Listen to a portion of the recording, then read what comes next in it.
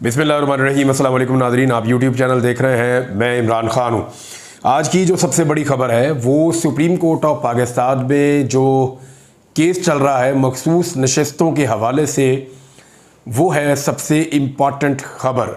इसने पूरे पाकिस्तान की सियासत को हिला कर रख दिया है। आने वाले दिनों में पाकिस्तान की सियासत किस तरफ जाएगी, इसका फ़ैसला इसी केस से होगा। याद रखिए, पाकिस्तान तहरीक इंसाफ ने जो उनका दावा है, कौमी असम्बली की 180 सीट्स उन्होंने जीती हैं। ऑलमोस्ट 180 नशस्तें उन्होंने कौमी असम्बली की जीती हैं। इस तनासुब से जो उनको ख़वातीन की मखसूस नशस्तें मिलेंगी तो वो 2/3 अक्सरियत से ऊपर चले जाएंगे। लेकिन अगर ख़वातीन की मखसूस नशस्तें उन्हें नहीं मिलती, तब भी वो अगर अपनी सारी सीटें वापस भी ले लेते हैं, यानी अदालतें उनके हक़ में फ़ैसले करती हैं और वो ट्रिब्यूनल्स के ज़रिए से, जो इलेक्शन ट्रिब्यूनल्स बने हुए हाई कोर्ट्स के अंदर, वहाँ से वो फॉर्म 45 के मुताबिक एक एक करके अपनी सीटें वापस भी लेते हैं, तब भी वो हुकूमत में नहीं आ पाएंगे। क्योंकि सादा अक्सरियत के लिए 186 बंदे चाहिए होते हैं और वो मखसूस नशस्तें मिलाने के बाद बनते हैं 186। तो तहरीक इंसाफ को अगर हुकूमत में आना है तो उन्हें अपनी मखसूस नशस्तें हर हाल में चाहिए होंगी, उसके बगैर वो आगे नहीं बढ़ेंगे। और दूसरी बात यह है कि अगर ये मखसूस नशस्तें पीडीएम की जमातों को मिल जाती हैं और उसके बाद फॉर्म 45 के मुताबिक उनसे एक एक करके उनके एमएनए छिनते जाते हैं, फिर भी वो पाकिस्तान में अपनी हुकूमत बरकरार रख सकते हैं। बस उन्हें फजलुर रहमान साहब की ज़रूरत पड़ जाएगी आने वाले वक्त में। और फजलुर रहमान साहब जो हैं वो विकेट के दोनों तरफ बहुत अच्छा खेल रहे हैं। फजलुर रहमान साहब ये जानते हैं कि जितनी देर वो पाकिस्तान तहरीक इंसाफ के साथ अपनी एंगेजमेंट रखेंगे, उतनी देर तक उनकी पॉलिटिकल प्राइस बढ़ती रहेगी और वो बार्गेनिंग की ज़्यादा बेहतर पोजीशन में होंगे। उन्होंने अपनी मजलिस शूरा का एक इजलास भी किया, उसके अंदर भी पाकिस्तान तहरीक इंसाफ से हाथ मिलाने में या कोई तहरीक चलाने में कोई ख़ास दिलचस्पी का उन्होंने इजहार नहीं किया। हाँ, ये ज़रूर है कि 5 अगस्त 2024 को वो एक एहतजाज करेंगे और यौम स्याह मनाएंगे। वो कश्मीर ने जो कुछ किया था, कश्मीर में जो कुछ भारत ने किया था, उस हवाले से। और 5 अगस्त को जो है वो इमरान खान साहब भी गिरफ्तार हुए थे, तो पाकिस्तान तहरीक इंसाफ भी अनाउंसमेंट्स करेगी, क्योंकि 1 साल इमरान खान साहब की गिरफ्तारी को भी 5 अगस्त वाले दिन मुकम्मल हो जाएगा। अब जो आज सुप्रीम कोर्ट में मखसूस नशस्तों वाला केस है, इसमें 2 बड़ी डेवलपमेंट्स हैं जो हो चुकी हैं इस बीच में। यानी जो 4-5 दिन की छुट्टी है बीच में, 3-4 दिन की, इसमें कोई 2 बड़ी डेवलपमेंट्स हैं जो हुई हैं। नंबर 1, पाकिस्तान तहरीक इंसाफ ने बतौर एक फरीक इस केस में शामिल होने के लिए दरख्वास्त दायर की है, और जब वो इसमें शामिल होंगे तो उन्होंने जो नए फैक्ट्स बयान किए हैं वो सामने आएंगे कि इलेक्शन कमीशन ने कितनी बड़ी ज्यादती और जुल्म किया है। दूसरा, जो बल्ले का निशान पाकिस्तान तहरीक इंसाफ वापस हासिल करना चाहती है, और जो वो केस लगा हुआ था जिसको कादी फायद ईसा साहब ने रातों रात सुन के बड़ी तेज़ी से फैसला पाकिस्तान तहरीक इंसाफ के खिलाफ देते हुए उनसे बल्ला छीन लिया था, जिसको तारीख में अब एक स्याह फैसले के तौर पे याद रखा जाएगा, उसको भी चैलेंज किया हुआ तहरीक इंसाफ ने। और तहरीक इंसाफ ने दरख्वास्त दायर की है कि इसको जल्दी सुना जाए और इसी लार्जर बेंच के अंदर लगाया जाए। वैसे तो इसको फुल कोर्ट कहते हैं, लेकिन अब ये लार्जर बेंच ही है। उसकी वजह यह है कि इसमें सारे जजेस मौजूद नहीं है। पहले एक लेडी जज जो है मोहतरमा, वो तबीयत की खराबी की वजह से इसका हिस्सा नहीं थी। फिर 3 नए मुअज़्ज़िज़ जज साहिबान जिन्होंने ज्वाइन किया है सुप्रीम कोर्ट ऑफ पाकिस्तान को हाल ही में, वो तीनों भी इसका हिस्सा नहीं है। तो 13 जजेस हैं जो इस केस को सुन रहे हैं। और यहाँ पे पाकिस्तान तहरीक इंसाफ ने 2 अहम पत्ते खेले हैं। नंबर 1, तहरीक इंसाफ ने कहा कि हमें इसके अंदर शामिल करें। नंबर 2, उन्होंने कहा जी बल्ले वाला जो केस है ना हमारा, उसकी नज़रसानी अपील भी इसके साथ मिला के सुने आप। कादी फायद ईसा साहब के गले के अंदर, हलक के अंदर फंस गया बल्ले वाला केस। बड़ी ऑकवर्ड उनकी सिचुएशन हो जाती है जब बल्ले वाले केस को लेकर जजेस क्वेश्चंस करते हैं, और क्वेश्चंस ये पूछे जाते हैं इलेक्शन कमीशन ऑफ पाकिस्तान पे। अब इलेक्शन कमीशन ऑफ पाकिस्तान मलबा डालता है काजी साहब पे कि जनाब उनका फैसला तो हमने ये कर दिया। कभी आरओस पे डालता है, कभी कहीं डालता है, कभी अदालत पे डालता है। और कादी फायद ईसा साहब साफ कहते हैं ये तो आपने तशरीह गलत की मेरे फैसले की, और मैंने तो सिर्फ उनसे इंतखाबी निशान लिया था, आपने पार्टी ख़त्म कर दी उसकी बुनियाद के ऊपर, तो पार्टी तो ख़त्म हो नहीं सकती। तो ये अभी पार्टी चल रही है और ये मामला सुप्रीम कोर्ट ऑफ पाकिस्तान में ये अहम तरीन समात है जो आज पाकिस्तान में एक बार फिर होने जा रही है। ये है जी सुप्रीम कोर्ट के अंदर से अब तक की सबसे बड़ी खबर। एक और खबर है, और ये खबर शुरू होती है एक स्टेटमेंट से, और ये स्टेटमेंट दिया है इरफान सिद्दीकी साहब ने। इरफान सिद्दीकी साहब जो हैं वो कॉलम निगार भी हैं, नवाज शरीफ साहब के बहुत करीबी साथी हैं।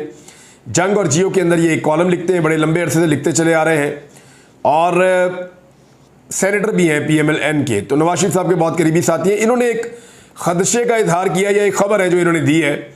ज़रा मैं पहले खबर आपको दे दूं कि वो क्या रहे हैं, उसके बाद मैं आपको बताता हूं कि एक्चुअली वो क्यों कह रहे हैं और होने क्या जा रहा है। अब इरफान सिद्दीकी ने कहा कि पाकिस्तान पर इक्तसादी समेत हर तरह की पाबंदियां लगवाने की एक और करारदाद पाकिस्तान तहरीक इंसाफ का अगला हदफ है। वो ये कह रहे हैं कि पाकिस्तान के ऊपर इक्तसादी और दीगर पाबंदियां लगने जा रही हैं और ये पाकिस्तान तहरीक इंसाफ लगवाएगी। ये तहरीक इंसाफ का टारगेट है, ये उन्होंने इल्ज़ाम लगाया तहरीक इंसाफ पे। लेकिन एक उन्होंने फैक्ट बताया, उनके पास ये खबर है कि पाकिस्तान पर पाबंदियां लगने की कोई करारदाद है जो अमेरिका में आ सकती है, कहीं और आ सकती है, कि पाबंदियां लगाई जाए इस मुल्क के ऊपर। किस बुनियाद पे? बुनियाद वही है पहले वाली। उन्होंने अपने बयान में कहा कि PTI के अमीर वोटर्स ने अमरीकी अरकान कांग्रेस को पाकिस्तान मुखालिफ करारदाद पर आमादा किया। यानी वो ये सोच रहे हैं कि क्या पाकिस्तान तहरीक इंसाफ के जो अमीर लोग हैं वहाँ पे, एक तो उन्होंने वोटर्स कहा, ये वो लोग हैं जो ओवरसीज़ हैं और वोट नहीं डाल सकते, तो ये इरफान सिद्दीकी साहब की मैं तस्दीक कर दूँ। दूसरा ये है कि ये अगर ख़रीद रहे हैं अमेरिकन सेनेटर्स को, जो पूरी दुनिया में ख़रीदो फरोख्त करता है अमेरिका, और अगर अमेरिकन सेनेटर्स बिक रहे हैं तो ये तो पाकिस्तानी सेनेटर की जानिब से एक बहुत बड़ा इल्ज़ाम है कि अमरीकी अरकान कांग्रेस को ख़रीद रहे हैं पाकिस्तान तहरीक इंसाफ वाले, और पाकिस्तान तहरीक इंसाफ वाले अमरीकियों को ख़रीद रहे हैं और यहाँ पाकिस्तान में मैनेज नहीं कर पा रहे। हैरत की बात है ना। बहरहाल वो ये कह रहे हैं कि अभी मज़ीद जो है वो पाबंदियाँ पाकिस्तान पे लग सकती हैं, और ये PTI की एक बहुत बड़ी कामयाबी है जो करारदाद आई है, लेकिन वो ये कह रहे हैं कि पाबंदियाँ लग सकती हैं। अब मामला मैं आपको बताता हूँ। देखें होता क्या है, जब अमेरिका या यूरोपियन कंट्रीज़ इस किस्म का इंतबाह जारी करती हैं या ऐसी कोई करारदाद लेकर आती हैं तो फिर उसका फॉलोअप करते हैं। वो पाकिस्तान ने गुज़िश्ता 2 सालों में इंसानी हुकूक की बदतरीन खिलाफ वर्जियाँ की हैं। किसी भी जमहूरी दौर में ऐसा कभी नहीं हुआ। बहुत बड़े पैमाने पर बेगुनाह लोगों को गिरफ्तार किया गया, ख़वातीन को टॉर्चर किया गया, घरों को तोड़ा गया, चादर और चार दीवारी का तकद्दुस पामाल किया गया, सियासी लोगों की और सहाफ़ियों की बड़े पैमाने पर, इवन एक शायर भी जो है वो जबरी गुमशुदगियाँ हुई, उनके ऊपर तशद्दुद किया गया, उनकी हालतें बिगाड़ दी गई, लोगों के कारोबार ख़राब कर दिए गए, आज़ादी इज़हार राय को बंद कर दिया गया, टेलीविज़न के ऊपर या अखबारात में क्या आएगा और क्या नहीं आएगा उसका फ़ैसला बंद कमरों में होने लगा। तो पाकिस्तान को एक यरगमाल किस्म के माहौल में पिछले 2-2.25 साल से रखा गया है। अब ये जो माहौल पाकिस्तान में बना है, दुनिया भर के अंदर पाकिस्तानी इस पर बात करते हैं और रिएक्शन आ रहा है, और जो पाकिस्तानी मौजूद है ओवरसीज़ उनके वहाँ ताल्लुकात भी हैं। तो अमेरिका जैसा मुल्क जो अपने आप को इररेलेवेंट नहीं करता बाकी दुनिया से, वो कहीं ना कहीं अपने आप को रेलिवेंट रखता है, तो वहाँ पे एक करारदाद पेश होती है जो कसरत राय से, यानी लगभग मुतफ़िका तौर पर ही पाकिस्तान के ख़िलाफ़, वो पाकिस्तानी गवर्नमेंट के ख़िलाफ़ ही आप समझ लें, या इन इलेक्शंस के ख़िलाफ़, जो इलेक्शन पाकिस्तान में हुए हैं, तारीख़ के मुतनाज़ तरीन, धांधली वाले और बदतरीन दंगे इलेक्शन जो हैं पाकिस्तान में 8 फरवरी 2024 को हुए हैं। अब इन इलेक्शन के खिलाफ अमेरिका में आ गई करारदाद। इंसानी हकूक़ की खिलाफ वर्जियाँ भी हैं, मीडिया पे पाबंदियाँ भी हैं, मीडिया के लोगों के ऊपर जुल्म और जबर भी है, फस्तायत भी है, वो सारी चीज़ें उन्होंने उसमें डाल के तो एक करारदाद पेश कर दी। वो करारदाद पास भी हो गई। अब जब पाकिस्तान डिनाइल में चला जाएगा और बजाय इसके कि इन चीज़ों को ठीक करने के या इन पर तहकीकात करवाने के, पाकिस्तान फड्डा करेगा और दुनिया को कहेगा नहीं जी आप सारे झूठ बोल रहे हैं, या पाकिस्तान के अंदर भी सहाफ़ी झूठ बोल रहे हैं, पाकिस्तान के अंदर सिविल सोसाइटी और वकला भी झूठ बोल रहे हैं, पाकिस्तान के अंदर जजेस जो हैं वो भी झूठ बोल रहे हैं, पाकिस्तान का पूरा निज़ाम झूठ बोल रहा है, यानी जितना भी अंदर पाकिस्तान में सिस्टम है, और सिर्फ ये हुकूमत और इसके कुछ बेनिफिशरीज जो हैं ये सिर्फ सच्चे हैं, और आलमी सतह पर जो मुबसरीन है उनकी रिपोर्टें भी गलत है, तो फिर इनको रिएक्शन का सामना तो करना पड़ेगा। और रिएक्शन क्या हो सकता है, वो उनके पास पाबंदियों के ऑप्शन होते हैं, शायद वो इस्तेमाल करें, क्योंकि इरफान सिद्दीकी साहब ने इसका इशारा दे दिया है। एक और बड़ी खबर है, वो खबर है जनाब अफ़गानिस्तान से। देखिए अफ़गानिस्तान ने क्या कहा, जब पाकिस्तान ने कहा कि हम अफ़गानिस्तान में जाकर अटैक करेंगे, अगर पाकिस्तान के अंदर कोई हमला होता है तो पाकिस्तानी फोर्सेस अफ़गानिस्तान के अंदर जाकर दहशतगर्दों के ठिकानों को निशाना बनाएंगी, ये ख्वाजा आसिफ साहब ने कहा। इसकी मुखालफत पाकिस्तान में पॉलिटिकल पार्टीज़ ने की, और उनका ये कहना है कि हमसायों के साथ ताल्लुकात ख़राब करने की बजाय डायलॉग किया जाए और ताल्लुकात को बेहतर किया जाए। अब इस पे ख्वाजा आसिफ साहब ने दोबारा से स्टेटमेंट दे दिया है। उन्होंने कहा पाकिस्तान हमले करने वालों को केक पेस्ट्री तो नहीं खिलाएंगे, अफगानिस्तान में दहशतगर्दों को निशाना बनाया और आइंदा भी बनाएंगे। दहशतगर्दों के खिलाफ ऑपरेशन की फौज को नहीं, हुकूमत की ज़रूरत है। और ये बरतानवी नशरियाती इदारे के साथ वो इंटरव्यू कर रहे थे। उन्होंने कहा दहशतगर्दी की हालिया जो एक लहर है उससे निपटने के लिए नए जज्बे और शिद्दत के साथ ऑपरेशन की ज़रूरत है और इस मरतबा कोई नकल मकानी नहीं होगी, ये उनका दावा है वैसे ख्वाजा साहब का। लेकिन जब भी ऑपरेशन होता है और बढ़ता है लोगों को नकल मकानी करनी पड़ती है। वो ये कह रहे हैं इंटेलिजेंस की बुनियादों पे ऑपरेशन किया जाएगा और ऑपरेशन तो इस तरह इंटेलिजेंस की बुनियादों पे तो हो ही रहा है। बहरहाल ख्वाजा आसिफ साहब ने कहा कि एक मरतबा फिर जाकर अफगानिस्तान में तालिबान के ठिकानों के खिलाफ कार्रवाइयाँ जारी रखी जाएंगी, तालिबान के खिलाफ सरहद पार कार्रवाइयाँ की और आइंदा भी करेंगे, ये ख्वाजा आसिफ साहब ने कहा। अब वज़ीर दिफा के बयान का जो अंदाज है उस पर फजल रहमान साहब ने कहा कि ये अंदाज पाकिस्तान अफगानिस्तान ताल्लुकात बेहतर होने की अलामत नहीं है। और फजल रहमान ने कहा कि जहां ऐसी जंगी तरबियत के नतीजे में फैसले होंगे तो फिर इसी तरह होगा, ऐसे फैसलों से फिर खित्ते में कोई हमारा दोस्त नहीं रहेगा। उन्होंने कहा कि ना हमारी आंखें खुली हैं और ना हमारे दिल की आंखें खुली हैं। अब ये फजल रहमान साहब का इस पर रिएक्शन है। पाकिस्तान तहरीक इंसाफ भी इस पर रिएक्शन दे चुकी है। वो कहते हैं जी हमारे ताल्लुकात से फ़ायदा उठाएं, हम अफगानिस्तान से जाकर बात करते हैं और जो दहशतगर्दी है उसको ख़त्म करते हैं डायलॉग के ज़रिए से। और अगर कहीं ऑपरेशन करने तो पुराने फार्मूले पे जाते हैं कि पाकिस्तान और अफगानिस्तान दोनों की फोर्सेज मिलकर जो दहशतगर्द मौजूद हैं बॉर्डर एरियाज़ में दोनों तरफ, वो अपने अपने तौर पर वहाँ पर ऑपरेशन करें और मिलकर भी ऑपरेशन करें, इंटेलिजेंस बेस्ड ऑपरेशन करें। ये एक पुराना फार्मूला था। अब ये काम करता है या नहीं करता है अलग बात है, लेकिन पाकिस्तान तहरीक इंसाफ ने उनके दौर में ये इंट्रोड्यूस हुआ था और तहरीक इंसाफ जो है वो ये चाहती है कि डायलॉग के जरिए आगे बढ़े। खैबर पख्तूनख्वा ने कुछ आदाद शुमार जारी किए हैं और वो ये दावा कर रहे हैं कि 6 माह के आदाद शुमार के मुताबिक, यानी अभी जनवरी से लेकर और जून तक, आज 30 जून तक का ये डाटा है, आज 1 जुलाई है, तो ये डाटा मैं आपके सामने रख देता हूँ। खैबर पख्तूनख्वा की हुकूमत के बकौल 124 दहशतगर्दों को 6 माह में हलाक किया गया, जबकि 322 को गिरफ्तार किया गया है। और उन्होंने बताया कि 1433 ऑपरेशंस किए गए और ये खैबर पख्तूनख्वा की जो पुलिस है उसकी जानिब से, CTD की जानिब से किए गए हैं। 55 दहशतगर्द हमलों को नाकाम बनाया गया है, 124 दहशतगर्दों को हलाक किया गया है, जबकि 322 को गिरफ्तार किया गया है। 2 खुदकुश हमलावरों को गिरफ्तार करके पेशावर को बड़ी तबाही से बचाया गया है। और साथ ही साथ उन्होंने कहा जी बहुत सारे ग्रुप्स के उन्होंने साथ नाम लिखे कि इन ग्रुप के कमांडर्स और इनके साथियों को हलाक किया गया। इसके अलावा धमाका खेज बारूद की स्मगलिंग में मुलविस 14 मुल्जिमान को भी गिरफ्तार किया गया है। 18 जो इंतहाई मतलूब दहशतगर्द थे जिनके सरों पर कीमत मुकर्रर थी, उनमें से 8 को हलाक जबकि 10 को गिरफ्तार कर लिया गया है। और रिपोर्ट में यह भी बताया गया कि 273 दहशतगर्द हमलों में 118 पुलिस एहलकारों को टारगेट किया गया। ये है जी खैबर पख्तूनख्वा हुकूमत की रिपोर्ट। यानी वो ये रिपोर्ट में क्या बताना चाह रहे हैं, एक्चुअली वो ये कहना चाह रहे हैं कि हमारी पुलिस को फंड दिए जाए, हमारी CTD को मजबूत किया जाए और सूबाई हुकूमत को फंड देकर उनके ज़िम्मे लगाया जाए अमन व अमान का मामला, क्योंकि 18वीं तरमीम के बाद ये सारा मामला आ जाता है सूबाई गवर्नमेंट के ऊपर। और जहाँ तक मामला है कोऑर्डिनेशन का इदारों के साथ, तो वो भी रिस्पॉन्सिबिलिटी सूबाई हुकूमत की है।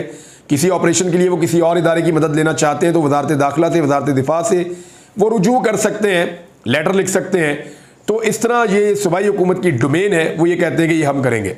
नाज़रीन, तहरीक इंसाफ ने एक बड़ा मुतालबा किया है, क्योंकि तहरीरी तौर पे जब फैसला जारी हुआ टेरियन वाइट केस का, तो उसमें तहरीक इंसाफ ने कहा जी कि अब जस्टिस आमिर फारूक साहब जो हैं chief justice Islamabad high court, उनके पास कोई वजह नहीं रही, वो अब मुस्ताफ़ी हो जाएं, क्योंकि उनके जो साथी जजेस हैं उनकी जानिब से साबिक वज़ीर-ए-आज़म इमरान खान के खिलाफ टेरियन वाइट केस में इनके तर्ज़ अमल पर बहुत सारे सवालात उठाए गए हैं और इसके बाद इनके इस्तीफ़े का मुतालबा कर दिया गया है। 3 जजों पर मुश्तमिल बेंच का फैसला शाया होने के बाद PTI ने अब मुतालबा किया कि उनके पास कोई जवाब बरकरार नहीं है उहदे पर रहने का, लिहाजा chief justice Islamabad high court Mustafi हो जाएं। फिर तीनों जजेस ने केस को, वैसे तो इमरान खान के हक़ में फ़ैसला आ गया है, लेकिन उन्होंने कुछ ऐसी चीज़ें बताई तीनों जजेस ने जिसमें chief justice Islamabad high court Aamir Farooq साहब का कंडक्ट डिस्कस हुआ कि किस तरह वो इस केस को लटका रहे थे, कैसे उन्होंने अपना फ़ैसला नहीं दिया, किस तरीके से जो उनके दोस्त साथी जजेस थे उनको फ़ैसला देना पड़ा। तो ये सारी चीज़ें जो हैं वो बताया, यानी इसमें मैं आपको पढ़ के बता देता हूँ। 3 जजों पर मुश्तमिल बेंच को तहरील करने पर तनकीद का निशाना बनाया। जस्टिस आमिर फारूक साहब ने यह तहरील की थी जिसका वो खुद भी हिस्सा थे। इस बेंच में शामिल 2 जजेस ने इनकी राय से इख्तलाफ किया था कि इमरान खान के खिलाफ दरख्वास्त काबिल समात नहीं है, वो ये कह रहे थे। तहरीक इंसाफ के बकौल और ये फैसले के बकौल भी जस्टिस मोहसिन अख्तर कियानी और अरबाब मोहम्मद ताहिर ये चाहते थे कि दरख्वास्तें खारिज कर दी जाएँ, जबकि चीफ जस्टिस की राय मुख्तलिफ थी। तो बजाय इसके कि वो फैसला सुनाते, उन्होंने बेंच को तहलील कर दिया और 1 साल तक केस को समात के लिए मुकर्रर नहीं किया गया। तो पाकिस्तान तहरीक इंसाफ कह रही है जी ये बड़ी ज़्यादती की है और ये मिसकंडक्ट वो इसको करार दे रहे हैं, और वो ये कह रहे हैं कि इस तरीके से chief justice Islamabad high court को अब मुस्ताफ़ी हो जाना चाहिए।